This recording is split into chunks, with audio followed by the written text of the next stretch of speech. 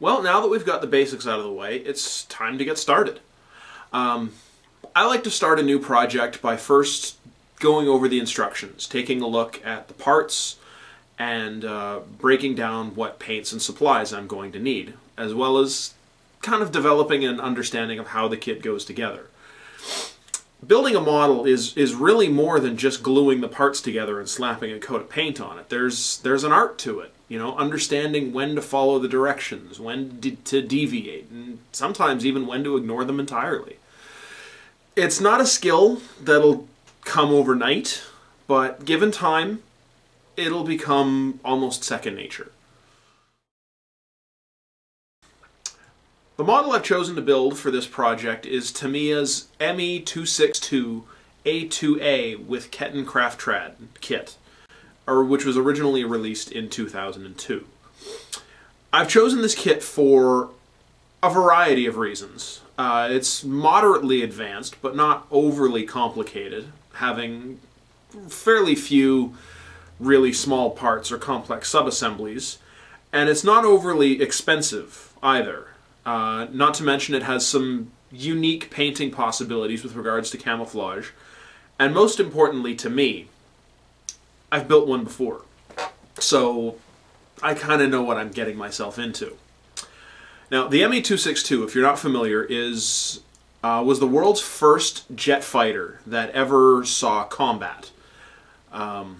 And as such, it's a fairly important subject for modelers. And Tamiya's kit is absolutely outstanding, balancing high levels of detail with ease of assembly, making it a great starting point for modelers who want to learn to be better. It comes with 5 runners molded in Tamiya's standard medium gray, plus 1 clear runner and 1 die-cast metal part. The die-cast metal part forms the nose gear bay, which weighs down the nose of the plane so that the landing gear will sit correctly on all 3 wheels. Runner A has the main fuselage parts, the cockpit tub, and a few other cockpit parts. Runner B has the wing, the horizontal stabilizers, and most of the landing gear. Runner C has the pilot figure, some engine parts, a few more cockpit parts, and a couple bombs with their mounting racks. Runner E has the engine housings, intakes and exhaust, as well as some panels for the nose. Runner F has all the clear parts, which include the 4-part canopy, separate gun sight, and formation lights. Finally, Runner X has the parts for the Kettenkrafttrad and its driver. For the record, I won't be talking much about the Kettenkrafttrad, though I will still build it, and I'll talk a little bit about it when I'm actually assembling it. Everything is molded with Tamiya's usual fidelity, with finely engraved panel lines and nicely rendered rivets. There is no flash that I can find. It comes with a single small decal sheet with markings for 3 different aircraft. In addition to a standard instruction sheet, it has a 2-page info booklet about the history and development of the aircraft, with English on one side and Japanese on the other. The instructions themselves are standard, with some additional bio info on the front page, as well as a chart of recommended tools. Inside the front page has paint callouts for Tamiya brand paints. Construction begins with the cockpit and nose-mounted gun bay, before moving on to the fuselage and wing assembly, then onto the landing gear, ordnance, engines, and final details.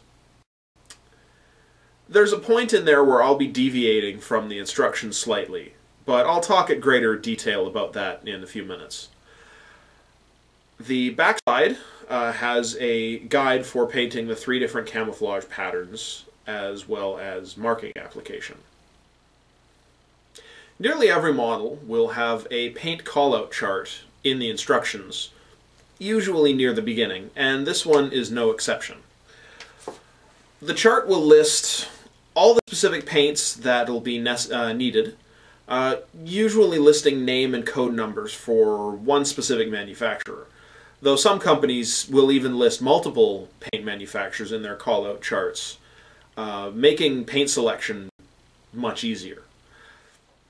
However, more often than not, the model that you'll be about to build will have a chart that doesn't list the type of paint that you prefer, or might list a brand that is unavailable in your area. As I've stated before, I tend to stick with Tamiya brand over most others, and more often than not, the paint chart won't list Tamiya brand paint, so I'll have to do a little bit of research or cross-referencing. For cases like this, I refer to a website that I've found that has an extremely comprehensive interactive cross-referencing chart for nearly all manufacturers and colors, from Testers to Tamiya to Humbrol and Gunze, which can really help in times of confusion. I've included a link down below in the description section to that website, so you can check it for future reference. Fortunately for me, since this is a Tamiya kit, it lists Tamiya paints, which will make my life a lot easier. But once you have all the paints that you'll need, it's time to actually move on to the assembly proper. One of the most important things to determine before building is the most effective order of assembly, when to follow the instructions and when to deviate for ease of assembly and painting. For example, most aircraft models will have you start with the cockpit, which makes sense. You've got to finish the inside before you can move on to the outside. But once you get started on the outside, you have to work out in advance what parts to leave off until later, and then when to attach them. I'll go into more detail as the build progresses, but in the case of this model, the instructions call for you to assemble and attach the landing gear immediately after assembly and attachment of the main wing. In this particular case, and actually for most aircraft, I would recommend against this, as it'll force you to work around them while painting, which would mean having to mask them and the landing gear bays, which, you know, it's just more trouble than it's worth. You know, it's just making more work for you. Other types of models, such as armor and naval, can require even more out-of-the-box thinking when it comes to order of assembly. But, you know, I really wanted to stick with the basics. My point is to understand when to and when not to follow the instructions, so as to not make your project harder than it has to be. I've seen many builders give up early in their careers because they just didn't understand this principle. Hell, a friend of mine once tried to build a model, and her first thought was just to remove all the parts from the runners before even beginning assembly. Needless to say, she didn't get very far. Regardless, I don't expect everyone to get it right on their first try. It's all guesswork the first time you build any model, and nobody gets it exactly right the first time. But a more intuitive understanding of when to do and when not to do will come to everyone in time. But now that you're confident in your understanding of the model and how it goes together, it's time to get building. But that'll have to wait until next week. So thank you everyone out there for watching, and happy modeling.